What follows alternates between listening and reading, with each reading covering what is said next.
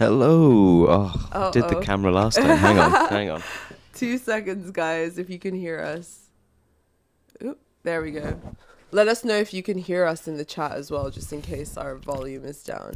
All of my dials and meters are going correctly, so we should be fine. Well, welcome back, and thank you for joining us. Last week we had Mary on, so we didn't get to tell about our Warwick Castle tale and give you the review. What did we enjoy? What did we not enjoy? I liked learning about the history of Warwick Castle and its place in the what do you call it? Roses War, the War of the Roses. War of the Roses, which is what Game of Thrones is based upon. For those of you out there who don't know. That was cool, but then I thought that, I guess it's like, it's supposed to be family friendly and stuff, but I found the jousting incredibly weak. I thought... Well, because there wasn't like blood and guts.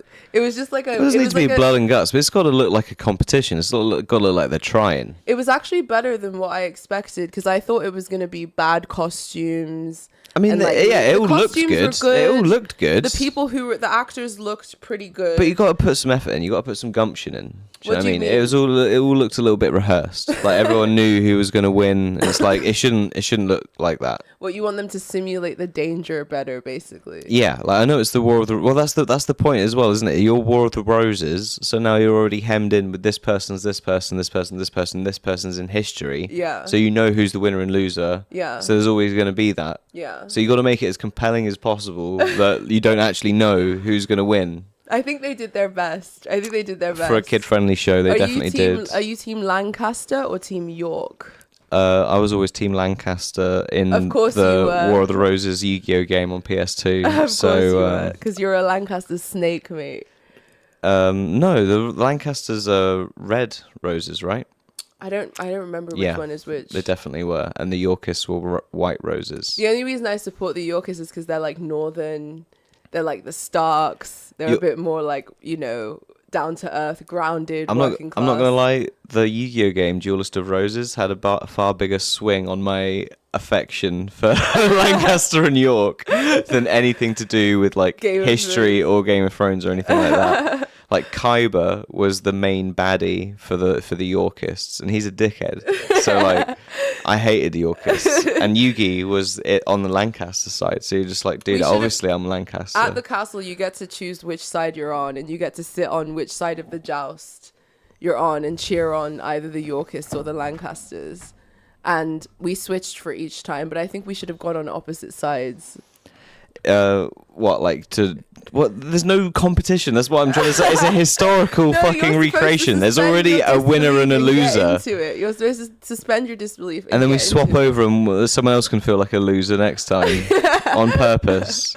Yeah, so you get both. That's what I mean. Like, it was a little bit staged. I really enjoyed the Bird of Prey show they had. That was pretty epic. That was. They had owls. They had this really big, like prehistoric looking fucking. That was a vulture, I think, the big one. You think so? The really big one, I'm pretty sure, was a vulture. They had like an eagle, the American looking. Yeah, they had bald eagles. They had all kinds of stuff. Peregrine falcons. They had the works, and then they were all like zooming like super over your head and stuff. It was pretty fun. It was pretty fun. The actual castle itself was really awesome, and it's huge, and it was raining and shitty and cold. That's probably why I got that awful like chest thing, because we were just like trying to see as much of it as possible despite the weather.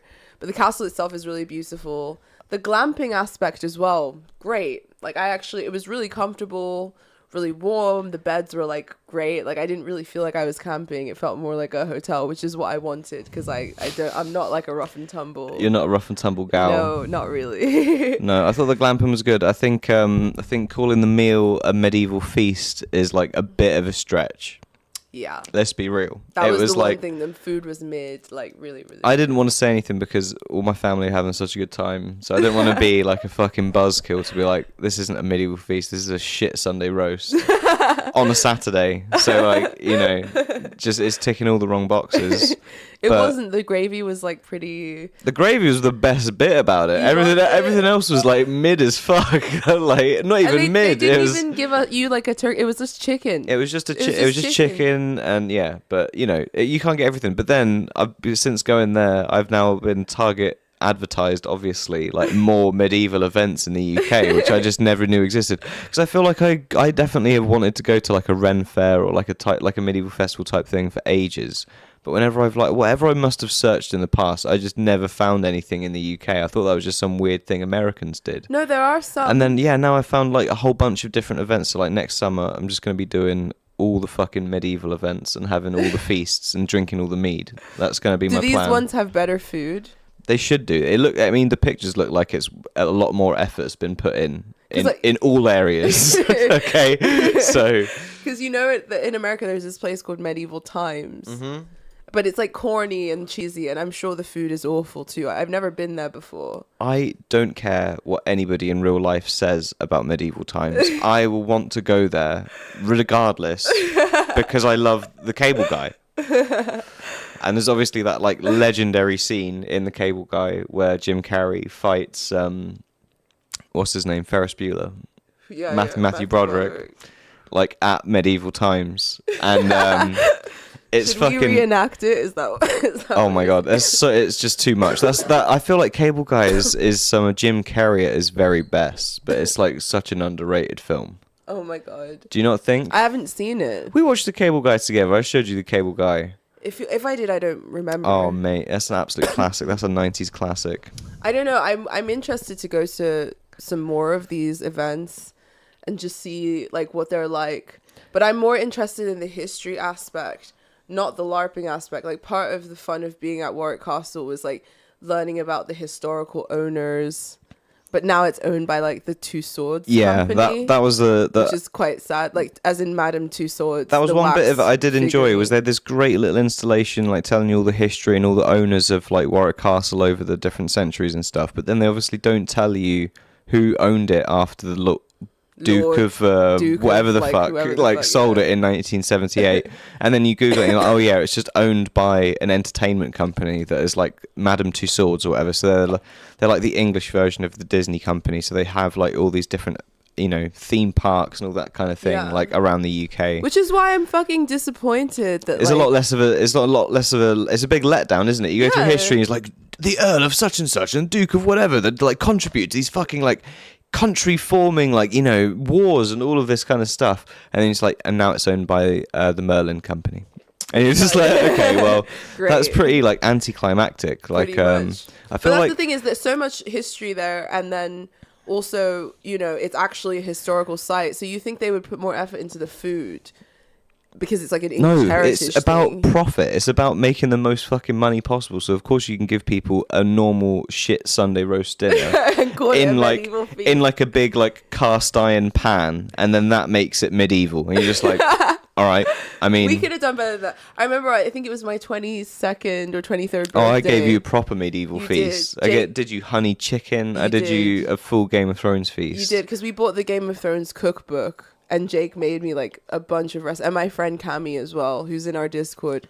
Made you hunter's pie. Yeah. I made all sorts of things for you out of that recipe book. And we like really went in all out on the ingredients and fucking just like went all on. I really recommend, since fall and winter is coming up, like getting the Game of Thrones cookbook and just going to town. Cost of living does not permit the Game of Thrones cookbook these days. That I is feel true, like it's like if you can afford to buy like fucking quail and pigeon breasts or whatever. If you can do that, then like absolutely get the Game of Thrones cookbook. If you're like doing chigu meals, then don't worry about it. Like keep chiguing, man. I know how it is. Like you actually have to explain to people what chigu means. I forget how much of a like weird insult / like meme or reference that's Anyone become. who knows Japanese memes will know what. But somebody got fired in Japan for calling someone a chigu or like referencing cheese gudon when they were sort of like talking about someone lost their job. Yeah, some like TV post or personality. Basically, cheese gudon is a beef and cheese rice bowl that you can get from lots of fast food places. But it's like associated with like the Japanese version with like hikikomori and like, well, maybe not even hikikomori because you'd have to leave your house to get cheese. It's like nerdy. You have to actually walk to the 7-Eleven to get your chigu. Well, it's like a derogatory term. Satiya or whatever it's called, the Japanese one that guy rated. Yeah. It's like a derogatory term for a sort of nerdy guy who just wants to shovel cheesy shit in his face all day. Basically. Yeah, and play video games. Like it's just like that kind of person. Do you know what I mean? So chigu is like the term. Yeah. So whenever we use it, that's what we're referring to. Yeah, exactly. There we go. But yeah, if it's either chigu life is like lockdown, give up on life. But if you're looking for something more elevated, I highly recommend trying some medieval cooking.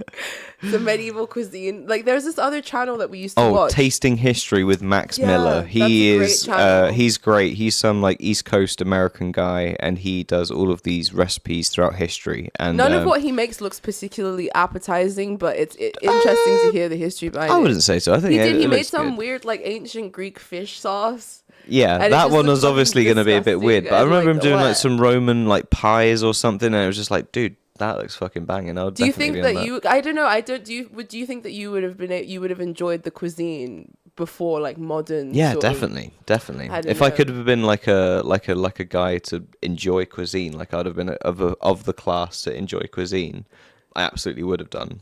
Even the boring sweets that they had back then, like candied fruits and like dates and stuff. It's delicious. It's all just like stuff that you don't eat, but I love all of that stuff. Candied dates. Yeah, it's delicious. Like medjool dates grandma from from friggin' Turkey and stuff, dude. Like God. That's like the business. That's so good.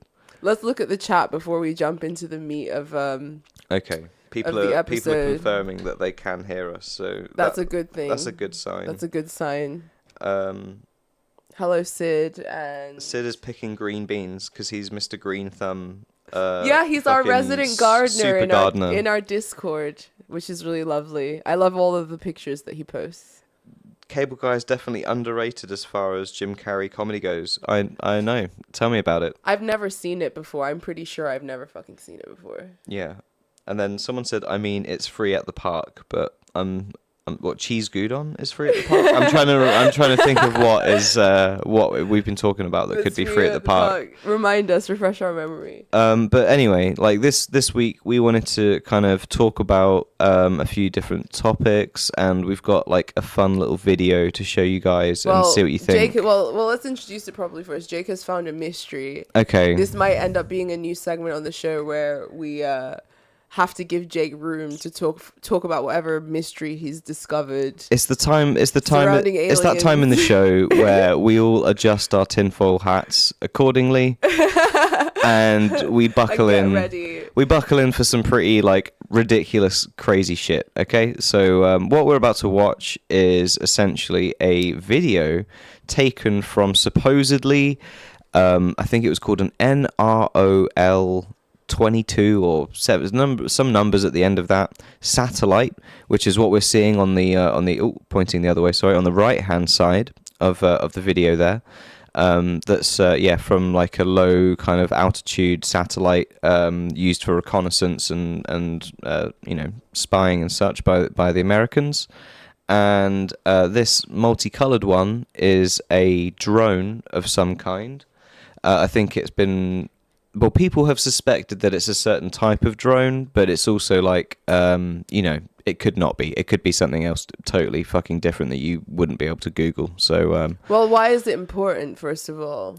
oh, because of the sorts of things that they would carry in terms of like cameras and all of that kind of stuff, and as to if these sorts of like satellite or this drone would actually have. Contextualize it. It's been going around. Oh, it's been going around and been getting a lot of attention because people think that this is potentially actually what you're witnessing is potentially the disappearance of the MH370 flight from like 2014. I'm going to play the video and then I'm going to tell you my thoughts about my little theory and idea, and then we'll get into it. But what we're about to see is pretty spectacular in terms of a UFO video. I think you were saying you wanted not just to see some weird little blob like fucking moving around on a screen or something. You wanted to see something spectacular. Yeah. And like I think this definitely at least gets that category. It's not 4K cinematic amazing. I'll be the judge of that. It definitely fits the category of like what the fuck. I'll be the judge of it. Okay. Go on. No sound. I'm joking. What captured this again? A drone on the left and a satellite apparently on the right. And what we're seeing now is a plane. Yep. What looks like kind of a commercial Boeing, 747 like you would normally get on. And all of a sudden some weird ass orbs start orbiting around. They start going around the plane. And they start doing their orb thing. Which, that's already pretty terrifying and pretty freaky.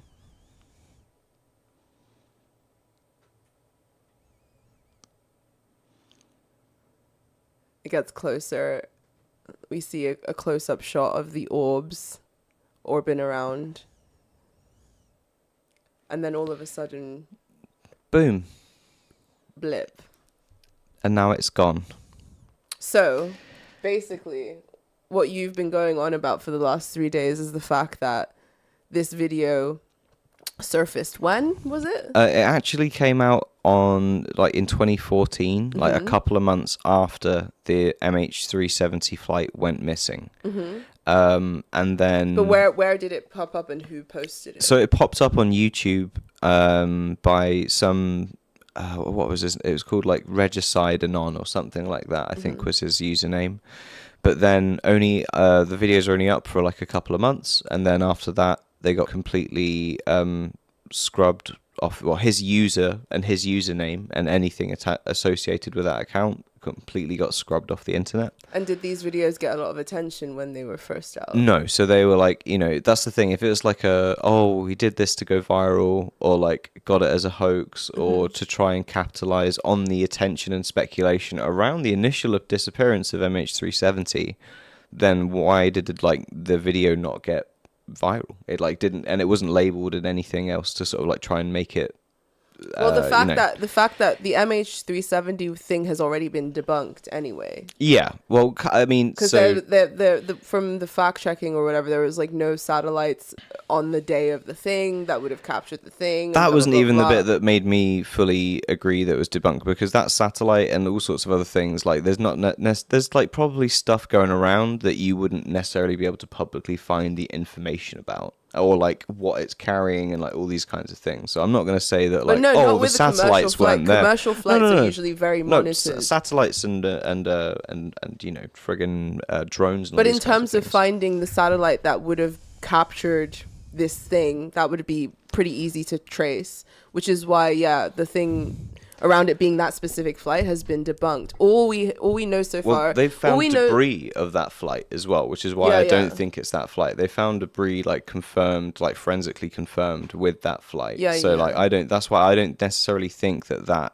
disappearing massive aircraft in the video that you see is the Malaysian Airlines flight. But I do think that that video is potentially legit. Why do you think the video is potentially legit? There's been a lot of analysis done on the internet of that video, and other than people saying that drone wouldn't have that particular flavor of heat detection camera or something, there's no way that you're going to be able to actually show that that's a fake video. But how? You wanted to talk about this, so you need to back it up. Like, well, how? So I think it was that actually exactly how is the satellite is it like, camera that it's got is actually like a stereoscopic video. So if you get that on its own, if you find that on its own somewhere on the internet, like, again, I think it was even came up on the recommended. Mudaha or some ordinary gamers on YouTube did like a great little breakdown of this, and there was another breakdown of it as well, kind of going in to sort of some of the other details around like how they found what satellite it was and what kind of stuff it should have on it and all this other kind of stuff. But I think the actual footage of it itself, like if you break it down frame by frame, there's sort of like the way that it flashes at the end and disappears. You can see the light kind of is reflected in such a way that how people do not know how you would fake that. It looks like the light is emanating from like obviously where the sun is, but then from this flash as well, and you can see the shadow on all the clouds when you like freeze it on that frame and all this other kind of like little details and stuff. And then just there's all these tiny little details within it that just like reveal that if someone did this, they're either just doing, as sort of the game journalists say these days, they're doing some rock star level shit in terms of like they're goofing and they're like trying to make a hoax of something.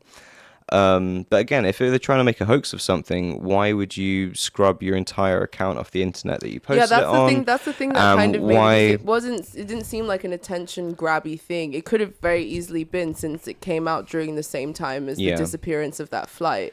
Or maybe the person who made it put it out and then their attempt to garner attention failed.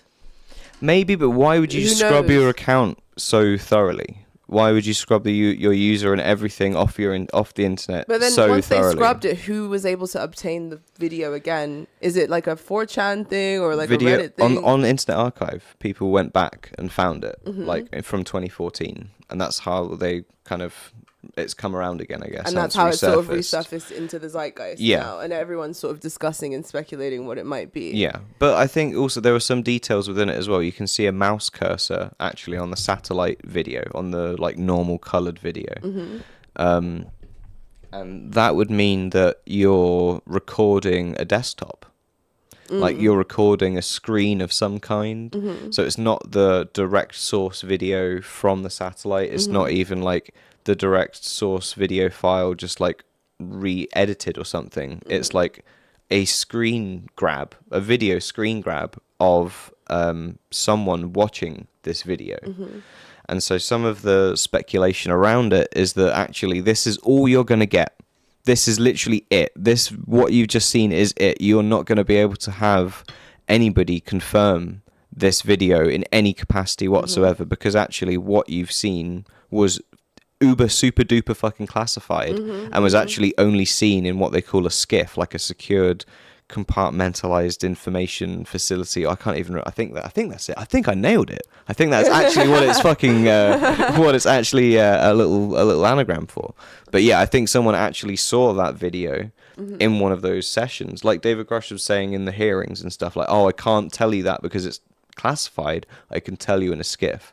I think that someone had a briefing in one of those SCIFs and they'd seen that evidence, and somehow they were able to fucking get it back and release it. And that's how then they got completely scrubbed from the internet months after it came out, and how you'll never hear kind of someone be able to actually validate that in public. Yeah. No like main UFO influencers or journalists, should I say, are talking about this video. Yeah. And I think that would be potentially mostly because they can't. Well, why? Because you think that since this is something that's surfaced and it's like part of the underground buzz in the community on the internet that's very sort of fascinated by this sort of thing, that the main UFO journalists would be talking about this. Well, you can talk about it in as much as you can speculate, like we're speculating. Yeah, but that's not going to that's not going to serve someone like Ross Coulthard that did the initial interview with David Grush. That's like a Nobel Peace Prize winning, not a Peace Prize winning, a fucking whatever you call it, a Pulitzer Prize winning fucking journalist. Like all the shit. Like he's got credibility to lose if he's just rambling about random videos you'd see on the internet that you can't link a source to, and you can't do any of that. And that's the main thing. Like all of the sightings like that you see, like the weird like black and white videos, like the Tic Tac videos and all of that stuff, that's all validated because despite you're not liking, like, you know, glowies and all this other stuff, but the intelligence committee has confirmed that those are real. And that they've not only that the pilots that have recorded those videos have come out and said that that's what happened and this is what they saw, and etc etc. So you've got people to literally directly go back to and say, okay, it now has an actual source. Without any kind of actual source, it will be a mystery forever, and the source can't be confirmed because that source would literally have to out themselves as doing something illegal and releasing classified information. I guess that's what frustrates me about the subject in the first place, and also what's so annoying about the journalism around it, and what's so difficult about trying to do any journalism around it, period, is the fact that, you know, only really thoroughly vetted, properly done information will end up being talked about commonly, which and is why there's this whole plethora of stuff out there that is interesting and compelling, but everyone's afraid to talk about it because they're like, they don't want to look crazy or like it's almost like half the phenomenon, to be honest. Like the whole like Skinwalker Ranch and the initial investigations in the modern day of all of this stuff include fucking like werewolf sightings and, you know, all kinds of crazy ghostly type behavior and all sorts of weird stuff. There's the paper that the kind of researchers not paper, but there's a whole book that Colm Kelleher and this other guy that was there did and wrote about it, and was sort of like, this only doesn't get talked about because it will make all of the credibility of any journalist that talks about it evaporate immediately. It's already enough of a pill to swallow that there could be like UFOs are mechanically like a real thing in reality. It's way too far to then also make people swallow the pill that is related to like potentially like, you know, government, the ghosts and fucking all sorts of other crazy unexplainable phenomena. The very idea that, which is kind of what the UFO community is like tacitly touting, which is also has a culty aspect to it too, but we're not going to get into that. But the idea that the government is hiding the kind of technology that could transform the world. It could solve climate change. It could solve the energy crisis.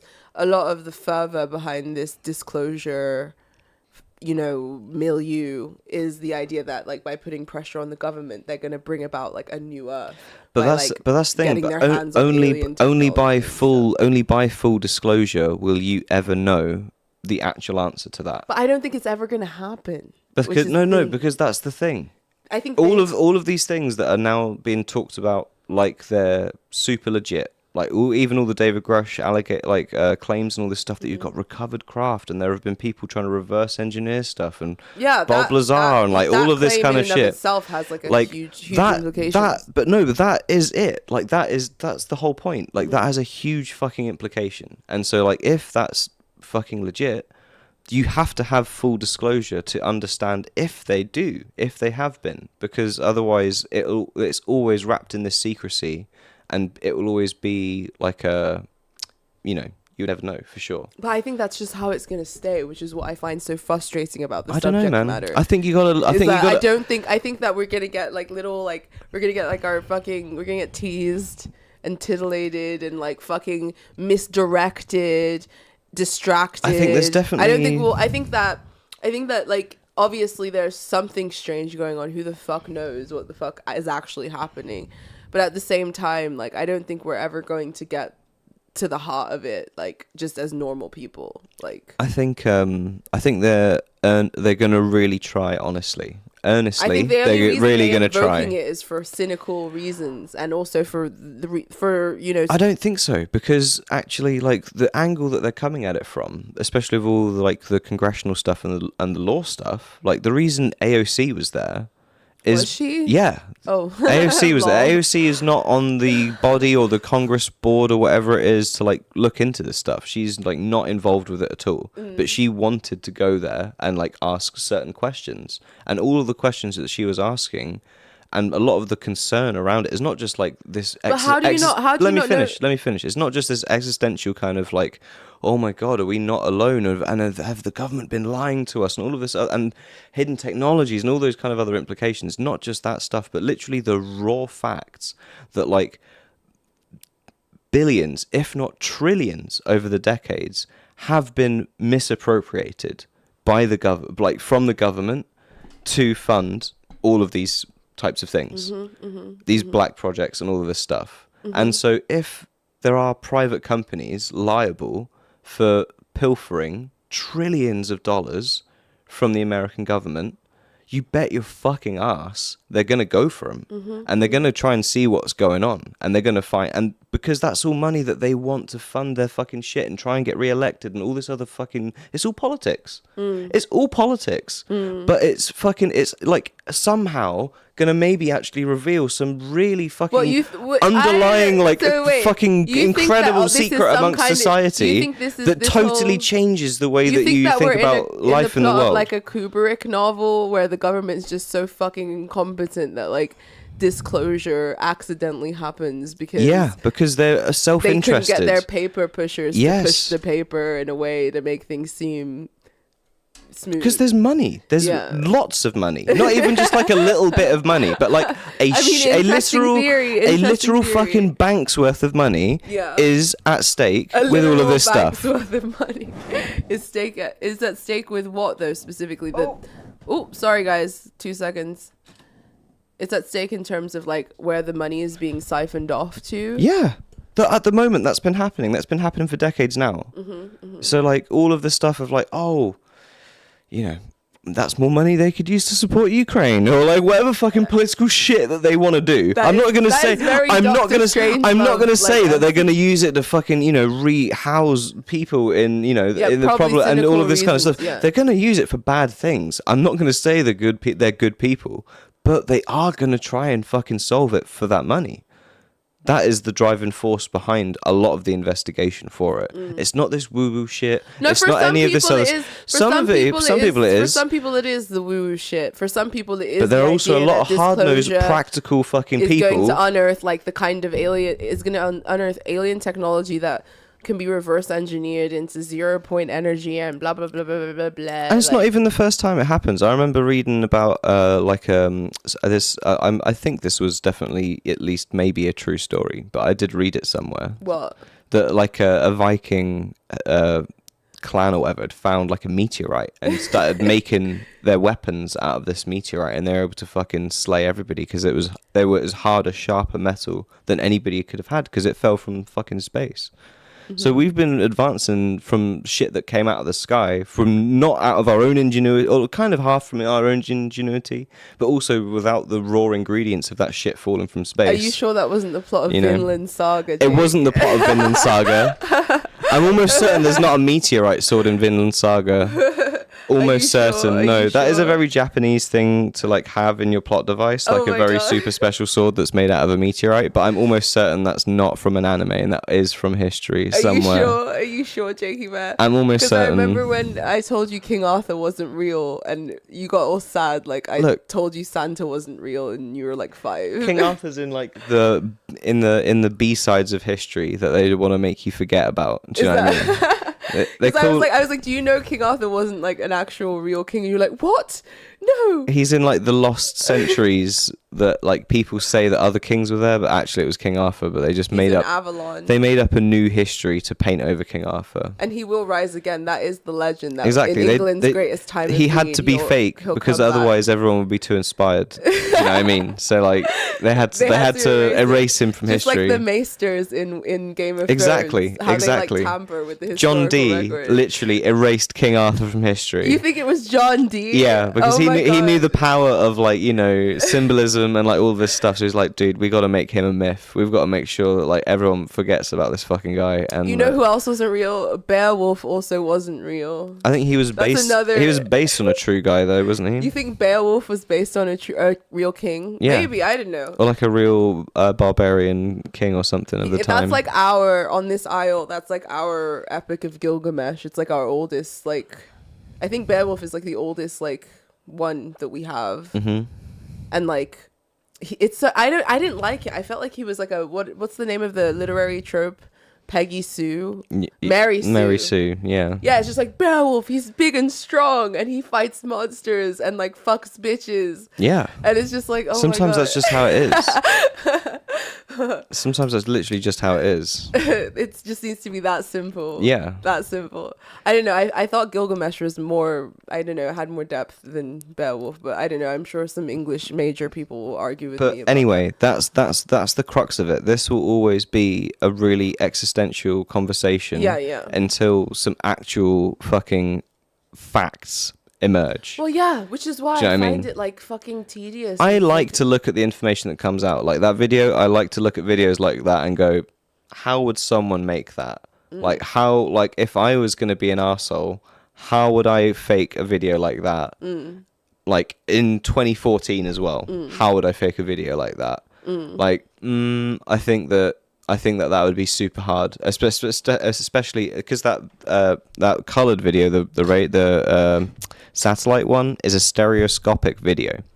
Yeah. So you need two cameras to make that video. Yeah. And well, I someone with highly a lot of time on their hands. well, so yeah, like, now that can be as simple as an After Effects filter. Yeah. But that wasn't the case 10 years ago. Yeah. 10 years ago, that wasn't an After Effects filter. 10 years ago, you needed some legitimate fucking crazy camera technology to make a video like that. Yeah. And so, I don't know. There are things like that about it which make me just like super doubt that it's a totally fake video. Yeah. I really do. And I think what you're seeing there is genuinely the most one of, if it's fucking legit, that's the thing, it could never be confirmed, and so around we go again. But like, it will be the most incredible UFO video that's ever been released to date, if that is actually confirmed the at all anywhere by source. Disappeared out of the fucking sky, so like that's pretty. I don't even want to think, because it would just break my little brain. It'd break my little brain. It'd make me have an existential crisis. So. That's the thing. You said you think it could be like a shielding technology. Well, that was the first schizo conclusion that my brain jumped to. So one of the little details, the idea that like it's probably some government testing of some kind of shielding technology or some shit. One of the little details that one of the analysts pointed out was that as soon as that ball encapsulates the plane and it flashes and vanishes, there's actually like a hole that appears in the cloud directly behind it, like something had shot through the cloud and punched through it and made a hole. So a lot of people are speculating that is exactly what it looks like, and that maybe it fucking boom, and that was the direction that it went in. Maybe the crazy plane lady from the meme video was telling the truth.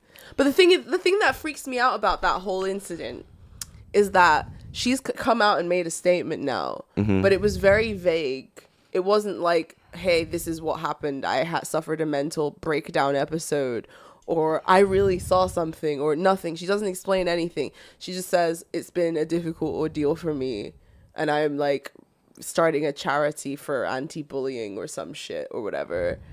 And like that whole thing was just so fucking bizarre and like so weird. And I think it's really weird that like there's this like there's been quite a few videos of people freaking out on planes recently, and also this preoccupation with like UAPs and blah blah blah. It seems like everyone's like getting schizo. I mean, to be fair, if you saw that, if you were on a plane, just put it, like, I think even if, like, say the video is fake, even if this just inspires you to, like, write a great novel, I feel like there is a great sci-fi novel in this. Like, imagine you were on a plane. I mean, there's been an episode of The Twilight Zone with the guy who sees the goblin on the wing. No, but it's not just it. No, but that's just like the start of it. That's just the start. He sees a weird goblin on the plane. That's not the same thing. Like, you literally start to see a thing start going around your plane. You're freaking the fuck out. Two more fucking things. They start coming and they're all completely synchronized. They're just going around and around. And then zoom, you are like in an alien city or some shit. You're like literally in a spaceport where there's like all these things that you've never seen in your life before. Like, you would lose your mind. You would, like, I don't know. I think you would all, like, everybody, if that was a plane full of people, everybody would pass out, like, instantaneously. Of course. There's no way. There's a Lovecraft story, short story that's like similar, but it's like your consciousness basically gets swapped with the consciousness of this other race of aliens on another planet who study humans. So they just kind of hijack your consciousness, and then you feel like you're there for like years and years and years, but you're only gone for a blink of an eye, and until you eventually like snap back into yourself or whatever. And the way the protagonist describes it is that he's in this completely alien, it's so terrifying. It's like cosmically terrifying because it's like trying to describe the undescribable. It's like it could be Rick and Morty, or it could be Event Horizon, or like it's so existential. There's quite a big realm of possibilities weird going there. on with the collective unconscious that I can't quite put my pin on. These weird videos coming out. I think we can sense. I think it's the Spidey senses freaking out about on the plane. I think it's the Spidey senses, dude. Really describe what was going on with her. So, shall I tell you one far out theory or some information that I've been trying to take into a little bit of consideration? Go on, very quickly, because we've got to move on to our other topics. Last thing I'll say was one fellow I saw interviewed recently was a guy called Whitley Strieber, who was a science fiction writer who got taken away on an alien ship and probed and raped and like experimented on. Wait, he claims that he got raped and experimented on, and he like, you know, got this through the regressive hypnosis and stuff. Okay, yeah. Why do you believe him? What I want to know. Because there is a piece of his skull missing exactly where he said they did their fucking operation on. But the thing is, there's all kinds of weird, unexplained phenomena like this. There's this whole. Let me finish. Yeah, go on. Whitley, has been in communication with these what he calls visitors for the last 3 decades now, and what he says about the whole phenomenon is that we are not the ones in control of it, is that they are the ones in control of it, and that's why they're sneaky, and that's why they're fucking trickstery and fucking weird, and like will appear to some people and not others, and all sorts of weird, unexplainable stuff. Like what he described was his wife's first UFO sighting was they were literally in a hot tub out in the garden, and like huge logs, like they were bundled up on the back of a truck with Christmas lights around them, were flying above the house.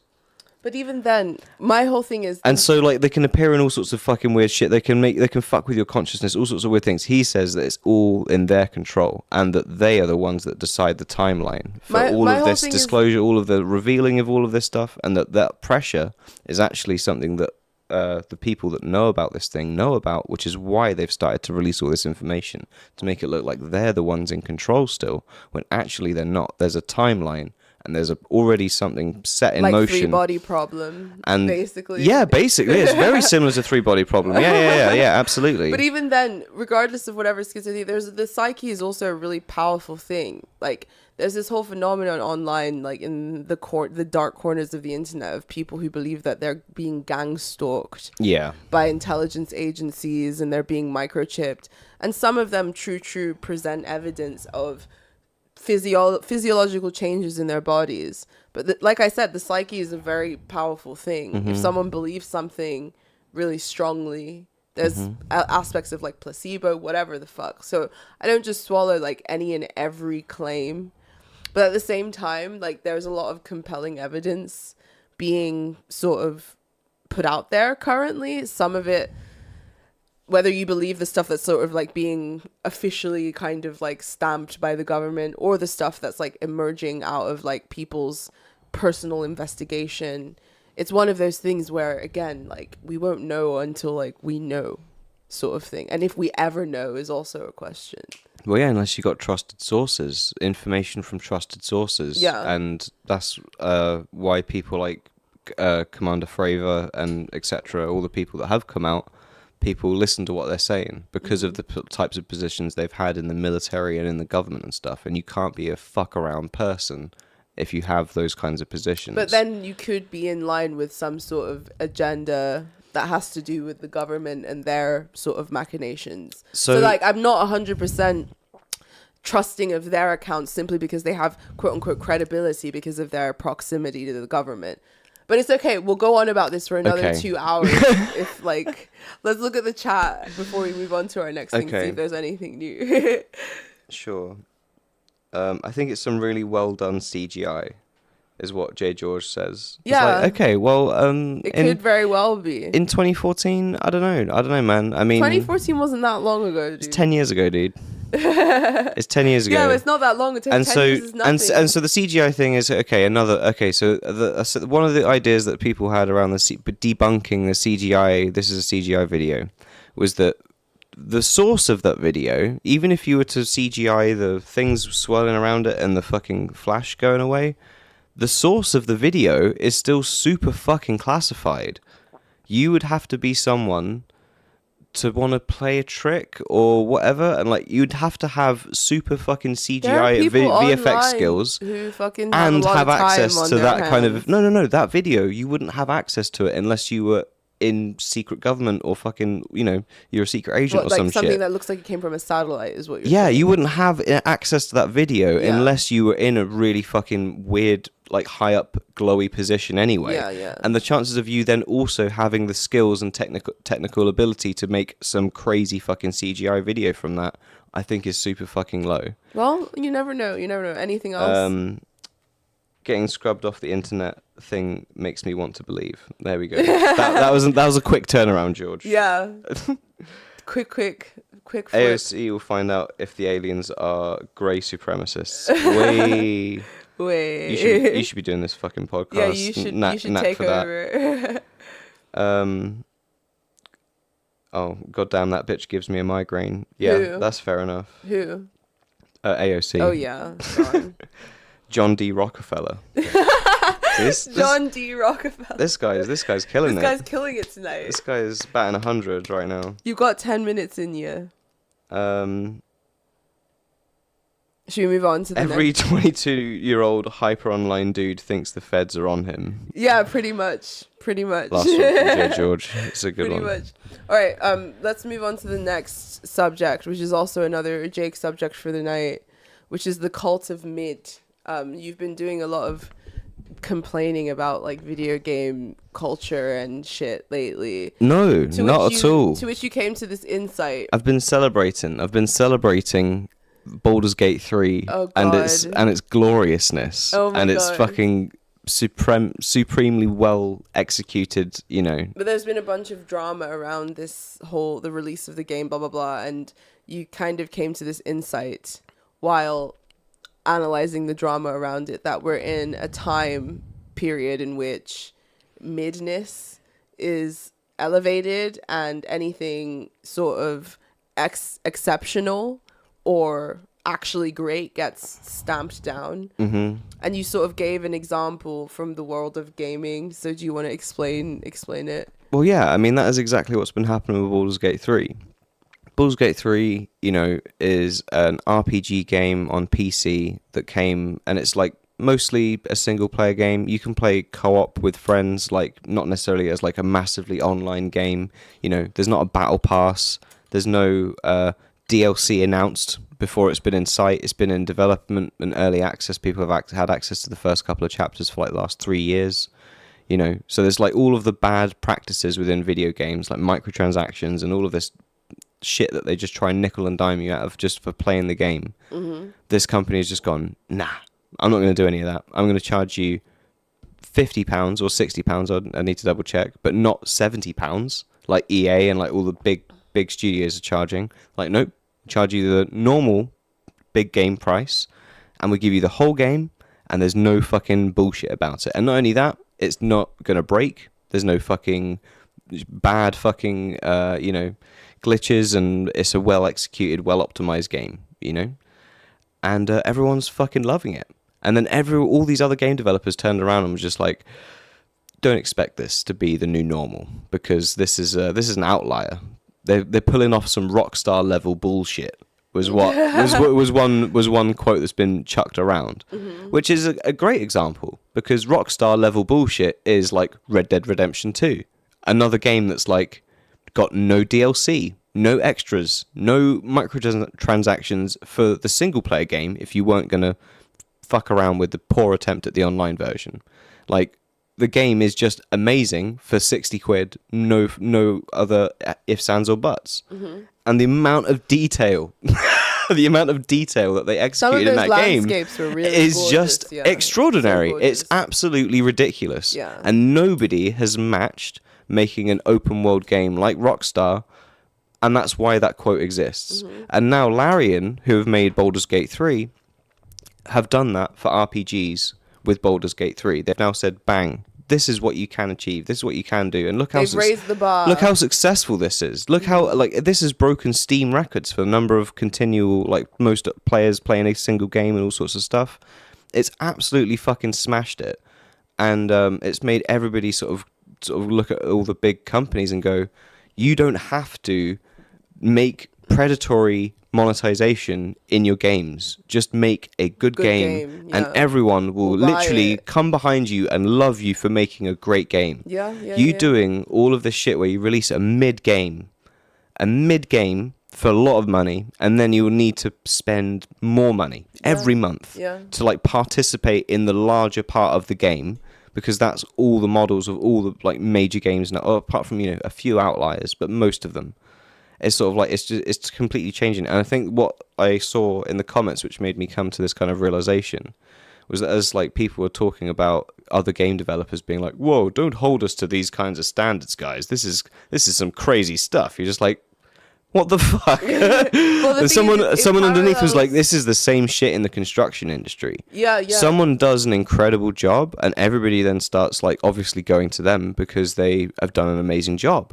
Everybody else gets fucking butthurt about it, and they start to like chat shit about that other company purely on the fact that they deliver excellent work. Nothing else is bad about it. They deliver excellent work for the same price that you're going to offer, but they're better craftsmen.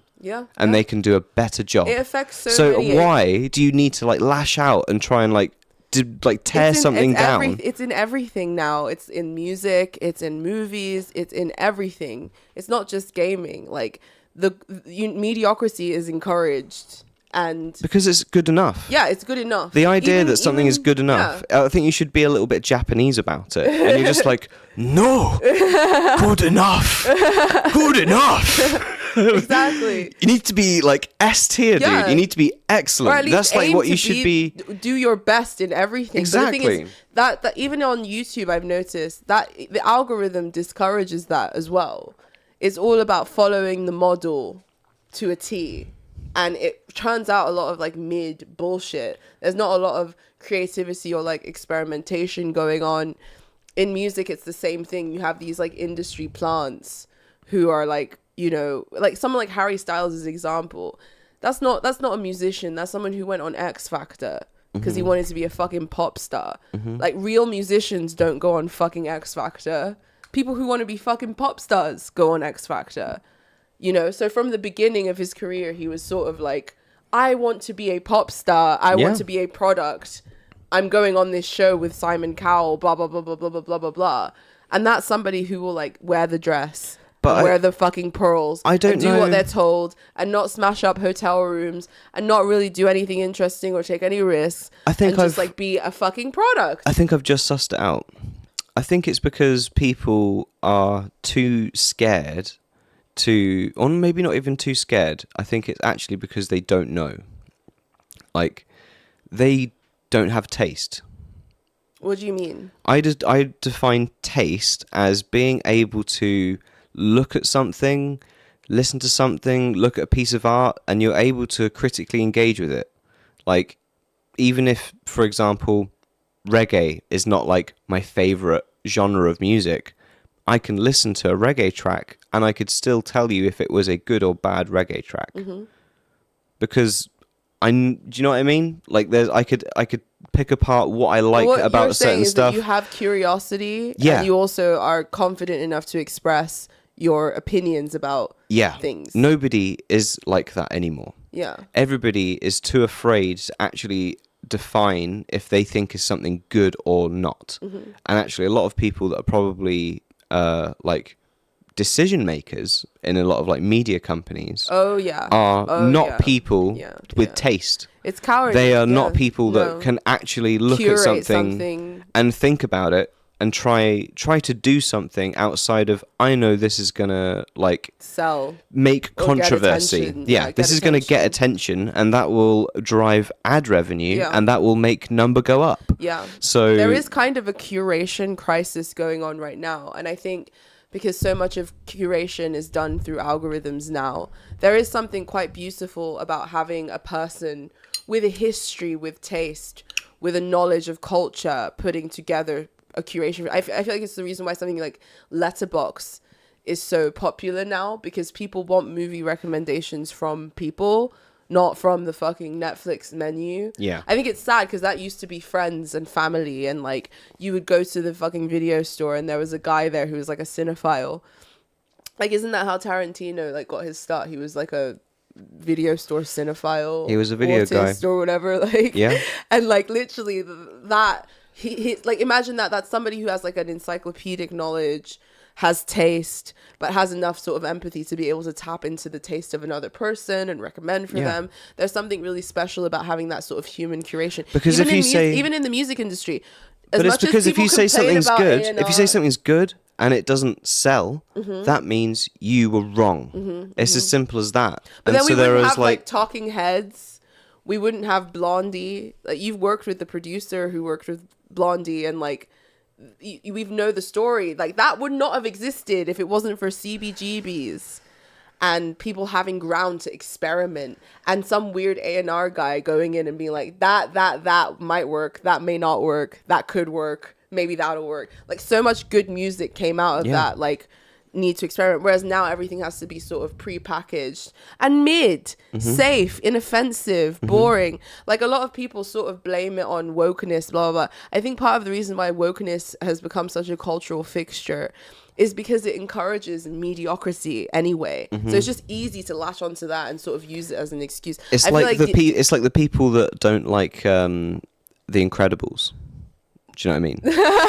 It's like I feel like gone all Randian on us. Like he's gonna give us his Ayn Rand Incredibles. I feel like The Incredibles guys. does this really well, where it's sort of like it's no, because Ayn Rand sort of like gets lumped as like as like a horrible lady and like a mean woman that doesn't want anyone else to like have a good time of it. You know, like you're responsible for your own goodwill and all of this kind of stuff. Like, I mean, there are like obviously pernicious parts to her philosophy, but I think the overall idea that we should allow greatness to flourish is something everybody should believe, and that regardless of where you stand politically. And that not everyone's great. It's just the truth. Not everyone's great. Yeah, not everyone's great. Not everyone's an incredible. Not everyone is an incredible. Not everyone's Mr. Incredible. Yeah. The best one. Yeah. Like the best superhero. You know what I mean? And even within the greats, there are still the greatest of the greats. Yeah. So like it all, I don't know. It comes down to that thing of like not allowing. I think even like, I don't know, maybe I've been on too much of a Sigma vibe. But the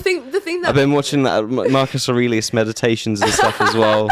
Oh my god! And it's like it's not allowing people to reach their full potential. It's not even allowing their psyche to imagine their full potential, or because they either. should be within already these confines of such and such. That's the lie of capitalism, though, because capitalism claims to allow greatness to flourish. But look what we're in. We're in a deficit of greatness. It's completely flattened everything to this like mid-conformity. Yeah. So like the idea that, you know, this is the greatest system for human flourishing, I have a problem with that. Like, I don't think it is. In fact, I think it is what crushes the Mr. Incredible in all of us, like in The Incredibles. Well, yeah, he has to go in a cubicle he's like and be a fucking like insurance salesman or whatever Despite it is. the fact that he's like fucking, and like Dash has to like not run even though he can. Like, it's sad to see people who are doing and accomplishing great things, like the video game you're talking about, being told by these jealous, resentful other companies they shouldn't do that because it's showing them up or whatever. It's also just like, I think even another one, I think the other reason I've come so hard onto this like conclusion as well is it happened only a couple of months ago again, in gaming again, with BattleBit Remastered, which is literally like, it looks like Roblox, but it's Call of Duty on a massive scale. You might as well be speaking Chinese. Okay, right now, so it looks really. It looks like Minecraft. Okay. It looks really blocky and simple. Yeah, but it's like a massive, like 250 player online first person shooter.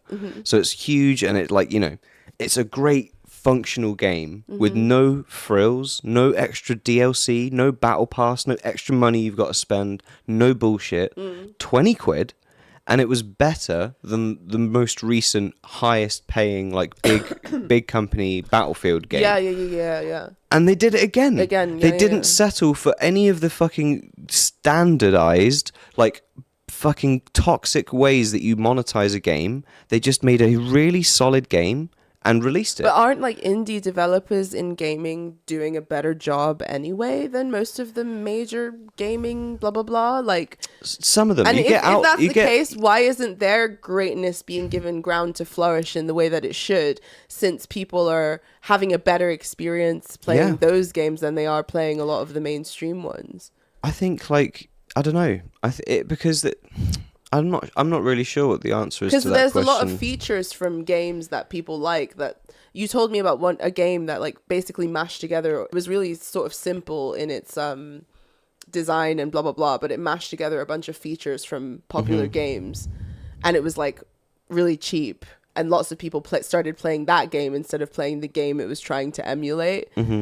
Like if people are like, it's sad that like people's creativity in that sense is being overlooked in favor of these sort of massive exploitative extractive. Well, it's two things. It's like really solid, well executed, really well crafted final product, but not only that, but then also you don't do all of the other predatory practices that have become standard in the modern day.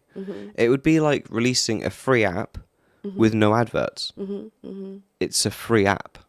Like you can pay for an extra thing which gives you some extra features, but the extra features are extra. You don't need those features to use the basic function of whatever this app does. It is a free app.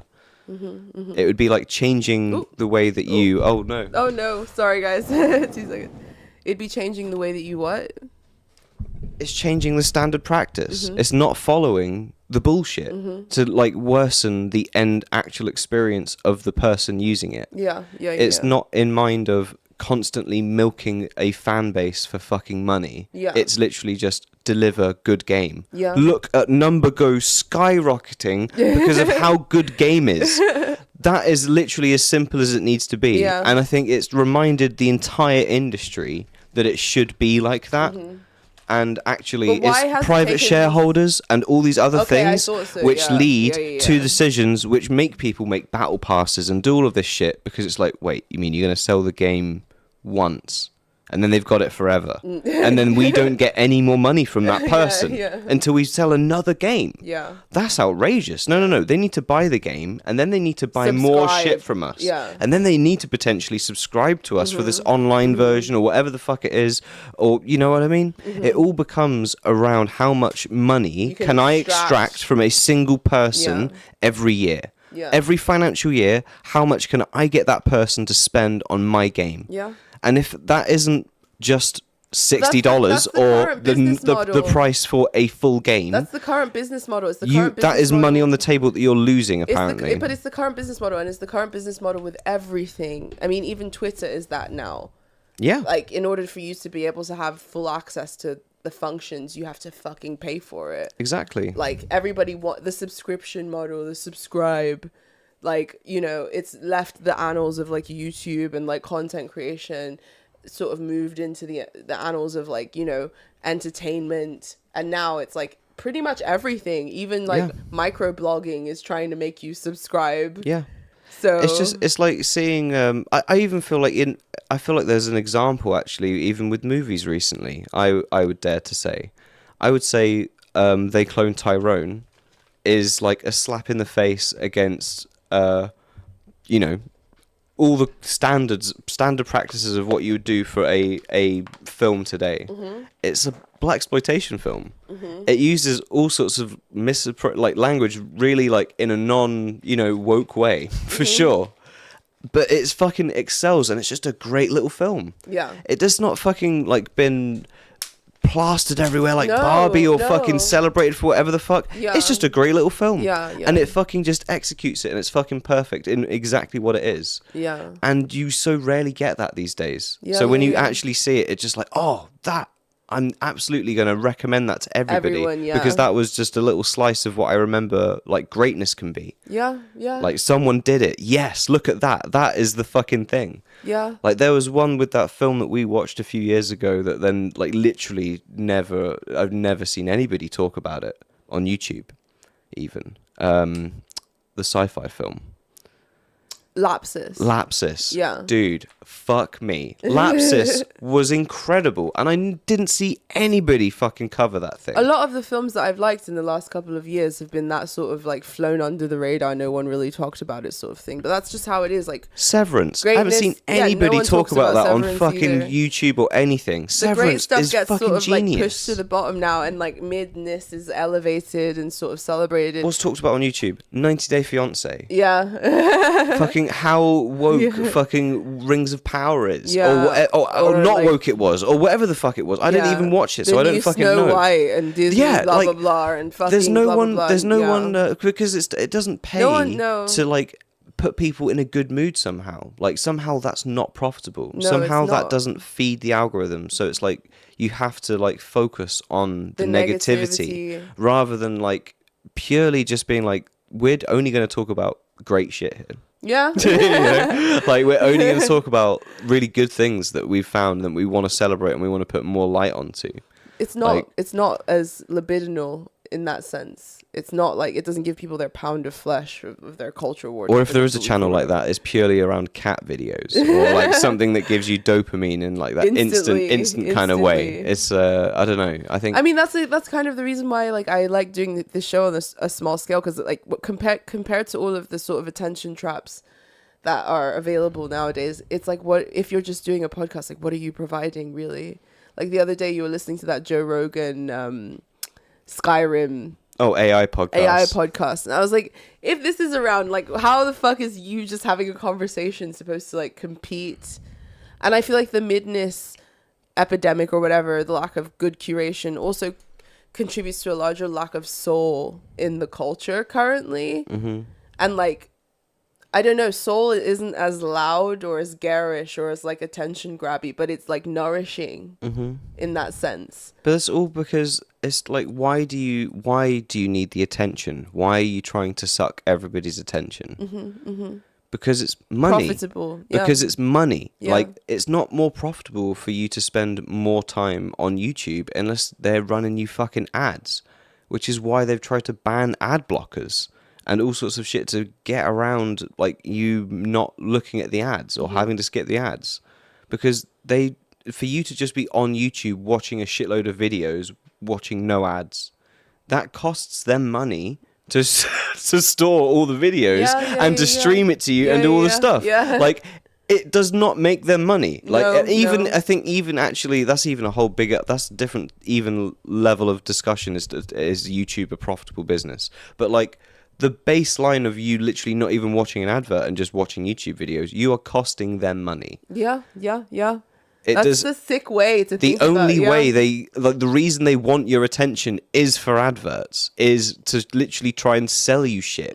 It's to like go again. Sorry to go full Sigma, but it's like Fight Club to try and sell you shit that you don't need. Like, do you know what I mean? Like, it's not the one. It's like, it's really not. It's not edifying for anything other than making money.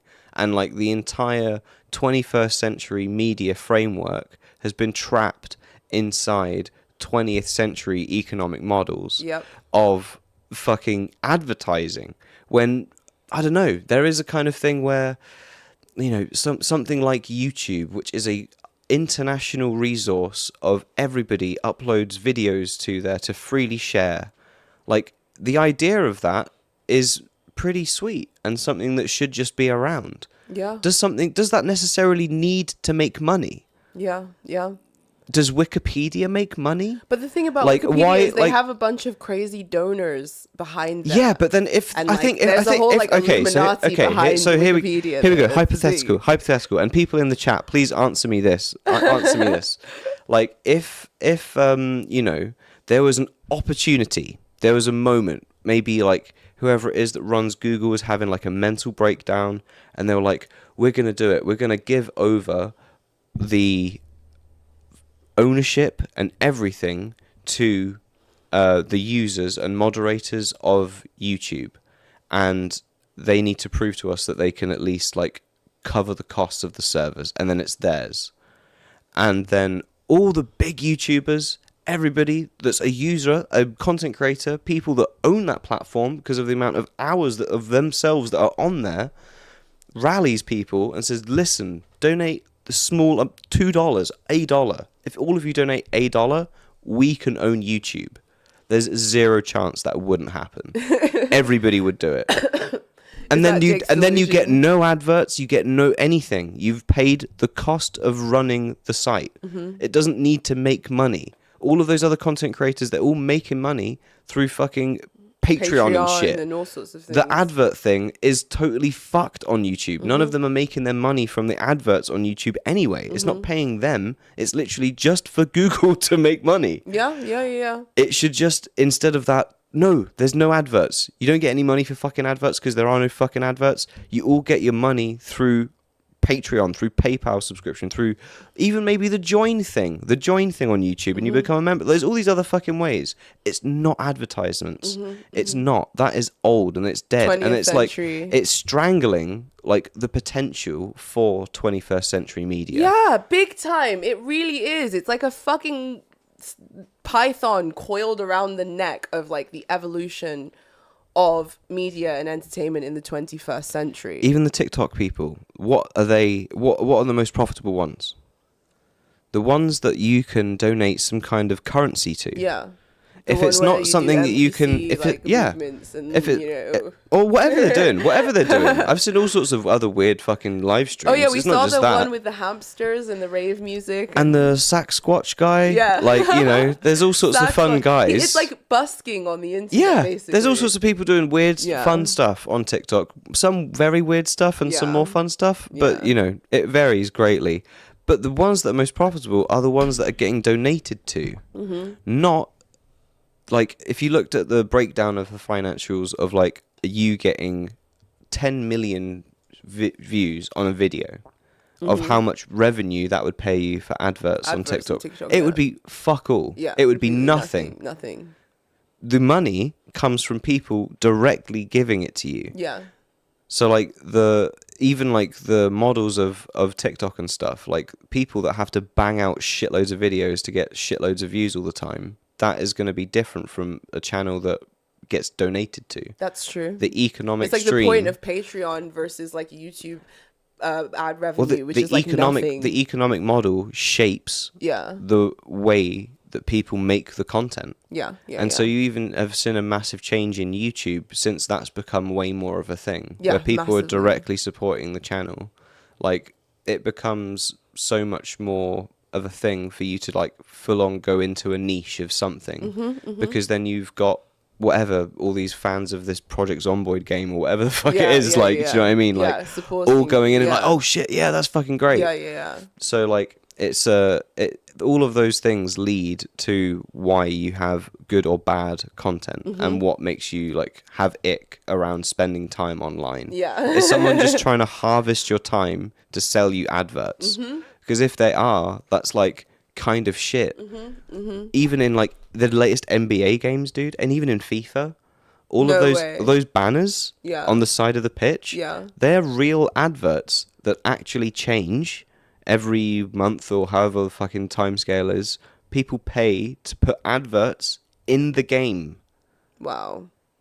It's not even like broadcast like it's going to how many million people. It's like every fucking whatever the fuck, we change out the adverts and you get new adverts in the game. Wow. You're getting advertised to whilst you're just fucking playing video games, dude. Yeah. I feel like that is like a cyberpunk level that you can't cross. Well, if you get like Neuralink or whatever, that's why I don't. That's why be getting beamed into your consciousness. That's why I don't play NBA or FIFA anymore. I'm not even joking. I saw that on NBA 2K21 that the adverts were changing, and I was just like, "Fuck you, dude! I'm not doing this. Like that's like not allowed." You're like, I'm resisting. I feel I'm resisting. We gotta move on to our last topic because we've only got like 50 minutes. What did I ask in the chat? And I asked everybody to answer me. I can't even remember. I'm too stoned. Me too. If it comes to me, please reply in the chat. Yeah, reply in the chat. Let's move on to our next topic. So we wanted to talk a little bit about the loneliness epidemic. Yeah. With men, which has also been trending in the media cycle this week. And as a Bene Gesserit, there's a certain place I cannot cross, a threshold I cannot cross. So I guess you as a man, like, what do you feel about this? Is this something that you ever think about? Is it something that you've noticed? Do you pay attention to this sort of thing at all? I don't know. Do you think it's just media hype? I don't know. Like, I have no idea, to be honest. Like, it's tricky to know. I think like everybody likes to talk about mental health, and especially like men's mental health, in a kind of really shallow bullshit way.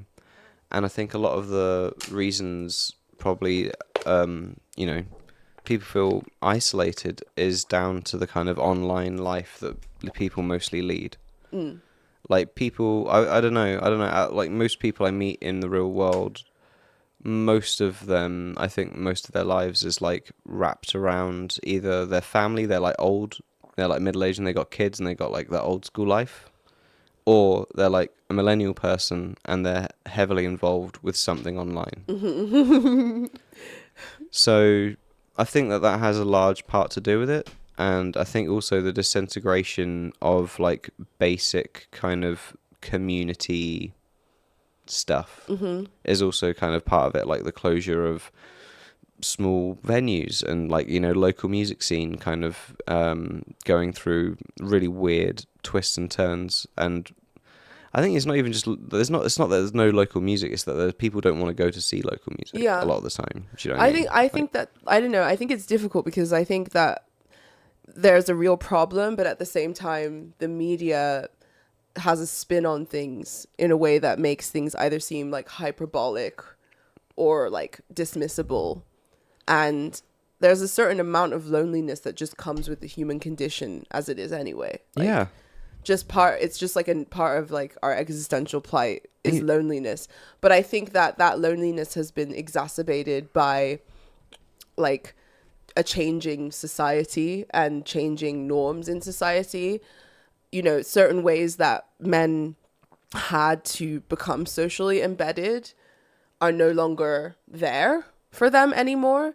So I think that there are a lot of men who are falling through the cracks in that sense and don't necessarily see any hope in terms of how they're going to reintegrate themselves into society, find a place, find meaning. Like, nature is brutal to men in general. Like, not all men get to fucking breed. It's just how it fucking is. And you have to prove your worth to society a lot more as a man in terms of your ambition, your output. Like, being a man is very difficult to do. But back in the day, even the men who didn't become part of familial structures in that sense, they had like the army, they had the navy, they had some element of society that would give them a purpose and like somewhere to be socially embedded, somewhere to form roots and to form bonds of kinship and like camaraderie. Not even those kinds of places. That's what I mean though. Even like scenes, like the skinheads all had each other. Well, yeah. Do you know what I mean? Yeah, the punks had each other. I think even just the breakdown of things like that. Yeah. Like you don't have that anymore. But even then at that point, it would be cringe if you didn't just listen to Afrobeat. Do you know what I mean? Like it would be really cringe if you were a goth. Yeah. Like at school. Yeah. These days. Yeah. Way more than when I was a kid. When I was a kid, there were still skater kids. I was fucking one of them. Like do you know what I mean? There was still, I don't know. I feel like that's way less of a thing now. I'm not in fucking high school, so I can't comment, obviously. But I feel like there's way less of a thing. People don't try on personas as much anymore, and it's not even that. It's like expressing yourself. It's like expressing yourself through your interests and through fucking all that shit. Now it's like if you don't fit an amount of regularity, you stick out and you're kind of cringe. Yeah, pretty much. Like that's just how it's deemed.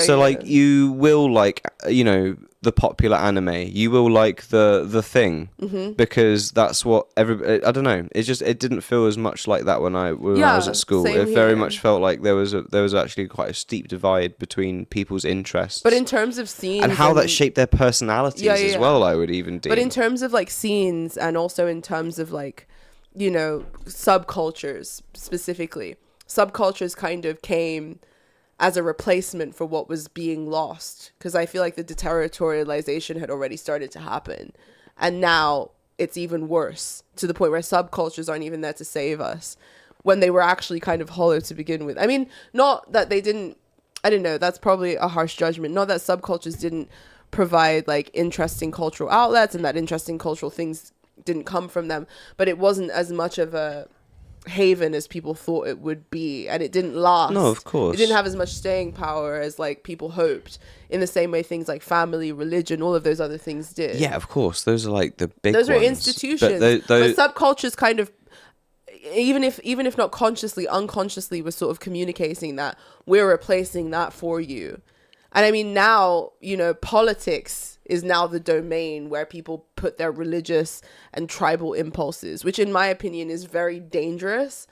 And it seems as if one of the places where young men are congregating is online, in these really hyper toxic communities, whether they be on the left or the right, because the left has its own version of this as well.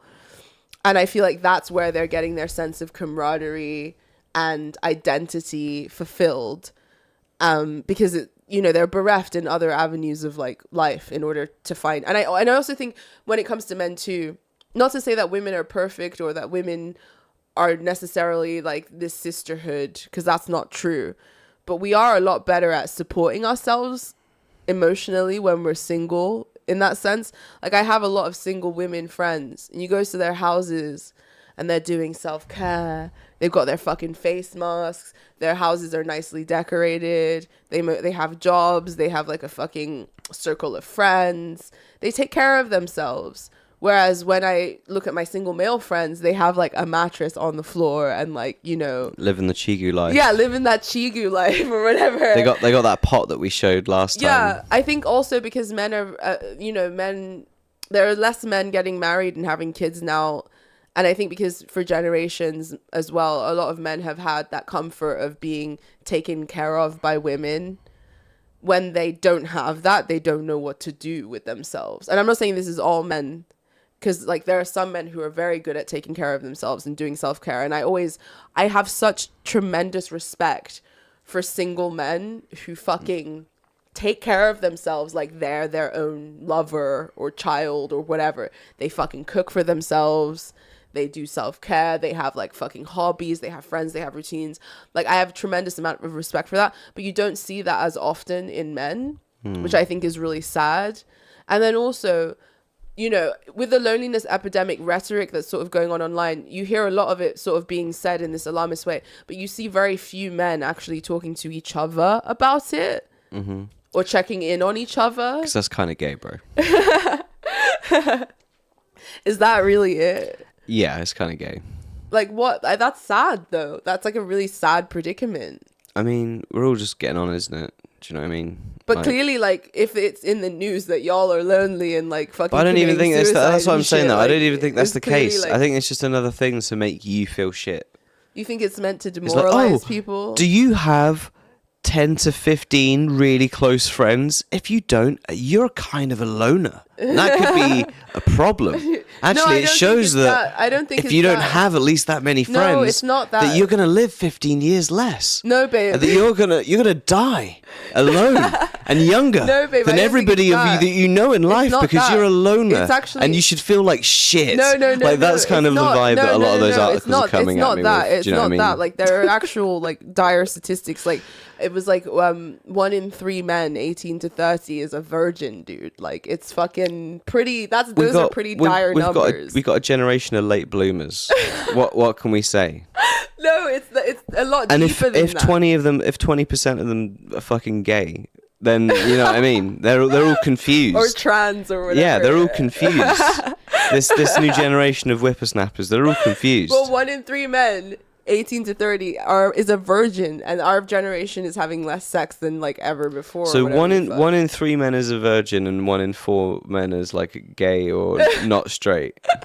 Well, yeah, according to these fucking statistics. So there's only like 2 out of the 4 men potentially that are like all right. But not even that. 1 and 2/3 of a man is like doing okay in terms out of the getting 4. sex from women, or what? Yeah, as in he's just living his Chad life. He's just like doing his best. He's just like, But that's what I'm saying, is it's a pretty dire statistic.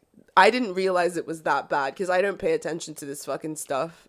I'm just living my fucking life. Yeah, I am too. So like, I don't know what's going on. But when I saw that statistic, I was like, holy shit, there clearly is something deep happening. If you and obviously the way that society has changed is also kind of affecting the social structure that used to support these men, I guess, in that sense. If you feel lonely, you've got to do some, like, you know, you've got to join a club or something.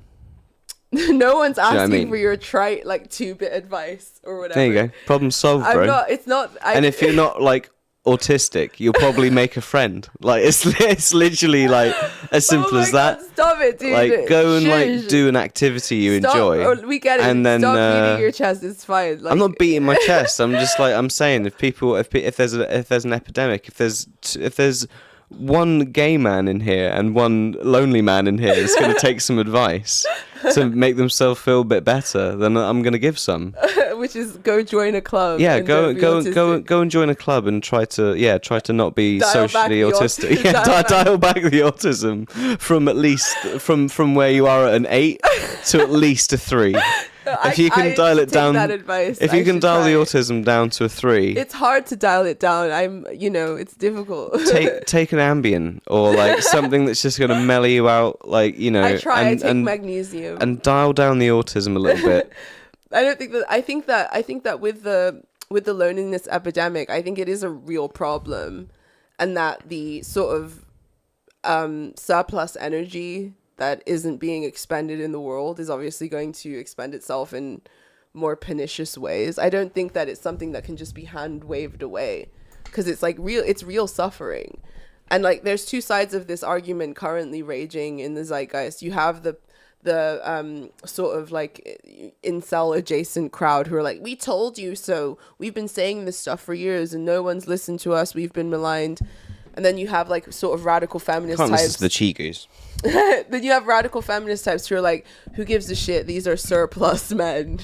In this very kind of brutal... These are Kens. We don't need these Kens around here. In this very kind of brutal way. It's not about them anymore. Like, these are the unpicked... It's about me and my Barbie fucking story. It's not about all these fucking useless Kens. And there's like not a whole lot of empathy or... Haven't you seen the memo, babe? There's not a whole lot of empathy or understanding attempting to sort of go around. And I think it is really sad if like this is becoming an epidemic. But at the same time, I think that we need to be more understanding and accommodating as a society, blah, blah, blah. But I do think there is some responsibility that men bear in terms of like creating a healthier culture among yourselves. You know, all you guys want to do is like game each other, swear at each other on the fucking headsets, and like fucking like what is or watch podcasts or whatever the fuck. Masculine culture in this day and age is so centered around video games and podcasts and coaches and gurus and and crypto and blah blah blah blah blah blah blah and dojos, because martial arts is like also like a thing in the zeitgeist. Like this is like the domain. These are like the domains of masculine culture, and that's not to say that these things are inherently unhealthy.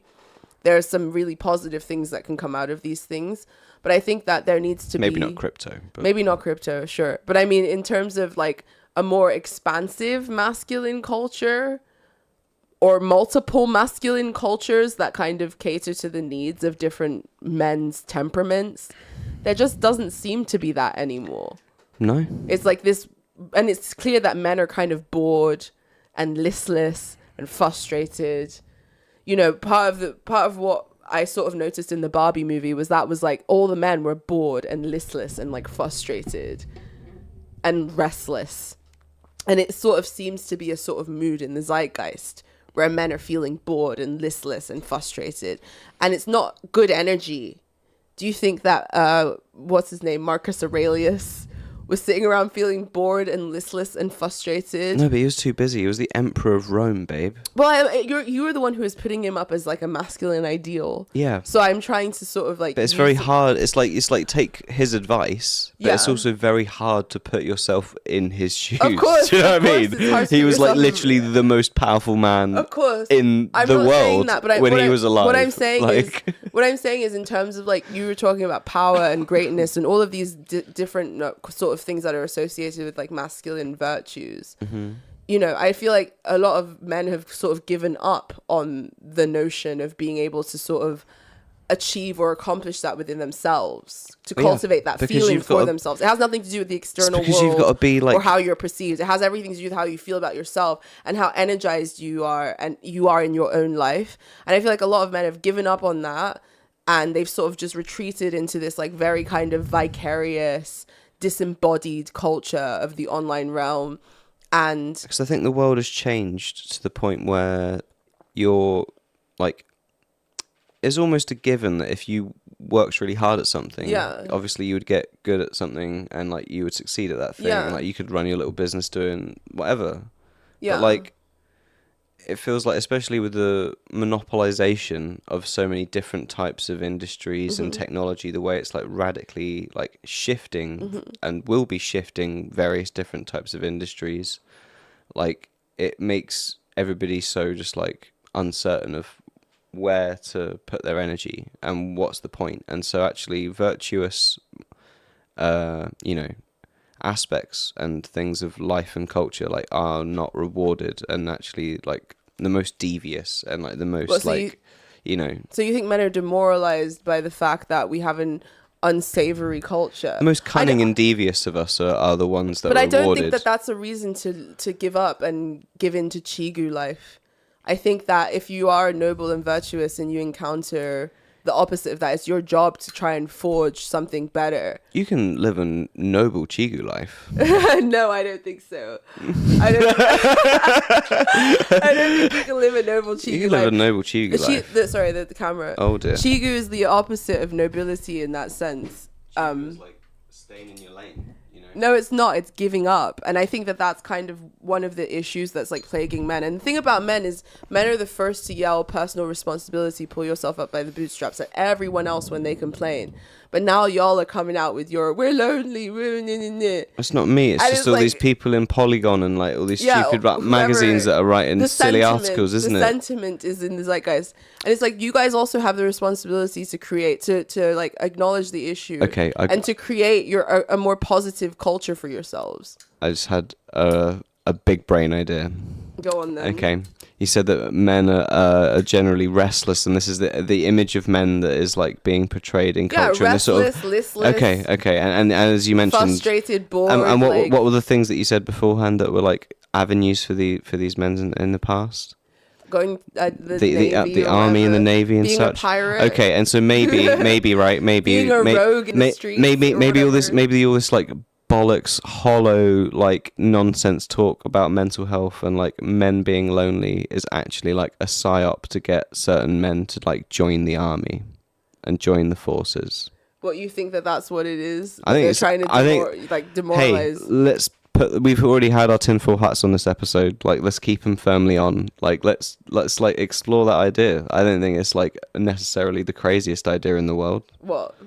That there would be a psyop to make like young millennial-aged men join the army. I don't even think that. And obviously, it's not gonna look the army. It's not gonna look like Uncle Sam Needs You anymore, is it? It's gonna be some weird fucking thing. Because just advertising to join the army, it's not gonna work. You got to do like, weird psychological fucking tricks and shit to get. So to be like, oh, you're weak and you're listless and you're pathetic and you need training. You need to be boosted. You need to have a purpose. That person has a cookie attached to them that shows that they are a man, that they are whatever, that they have a certain age. They click on that advert. They click on that article, even whatever. Because they're what is that? I'm lonely. That's like me. They click on that article. Bang. Then they're in the street. Yeah. They're in the pipeline to get fucking psyops into the fucking army, dude.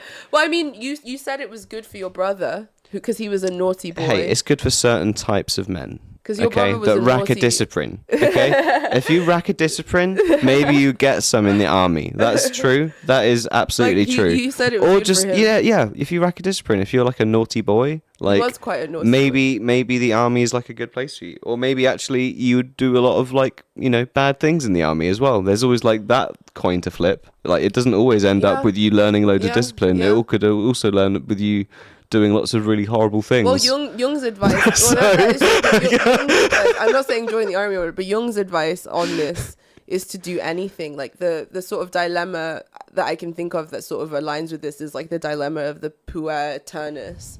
And Jung's sort of advice to the puer aeternus is to get the fuck out of the womb and to do anything. Yeah. Any experience whatsoever is I'll positive. repeat it. Join a club. Well, not even just that. Like, Not even just go that. and do an activity. Yeah, like anything that is at all. that is literally the advice that I gave. Just do anything at all. Anything at all. The thing is, like, the more you talk yourself out of it, the more selective you are, the more your ego gets in the way, the more you cut yourself off from experience in that sense. Like, see, I told you I was giving Marcus Aurelius advice before I even knew it was Marcus Aurelius, and then I was giving fucking Jungian fucking advice before I knew it was Jung. oh my god, I'm on the Sigma wavelength, fellas. Oh my god, You got to join. oh my god, You got to get on it. But yeah, I don't know. I think it's sad, obviously, but I also think that there is an element of responsibility one has to take for their own mental health, like as an adult. And I think loneliness is definitely part of, like, you know, the human experience. It's something that all of us will inevitably experience, sometimes for prolonged periods, sometimes in ebbs and flows. And how you confront it and how you use that time is what makes the measure of who you are. Like, if you just sort of sink into depression, you're scarring yourself, you're harming yourself. J. George had a good little comment. What did he say? Idpol replaced skater kids, goth kids, etc. That's sad.